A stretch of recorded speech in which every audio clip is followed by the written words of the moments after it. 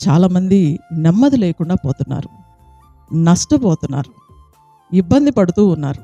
ఎందుకంటే వాళ్ళు పైనున్న వాటిని చూస్తున్నారు కానీ ఆధ్యాత్మికంగా ఏది మంచి మార్గమో తెలుసుకోలేకపోతున్నారు.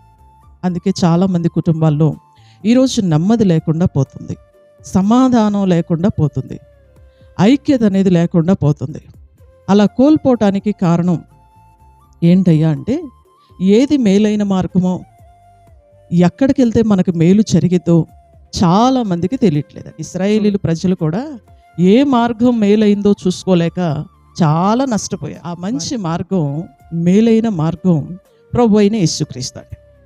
ఏ వ్యక్తి అయితే యేసుక్రీస్తుని నిజరక్షకుడుగా అంగీకరిస్తాడో, ఏ వ్యక్తి అయితే యేసుక్రీస్తు ద్వారా నిత్య జీవము కలిగిద్దని నమ్ముతాడో, ఆ వ్యక్తి మేలైన మార్గంలో నడుస్తున్నాడు. అతనికి మేలు కలిగిద్ది, నెమ్మది కలిగిద్ది.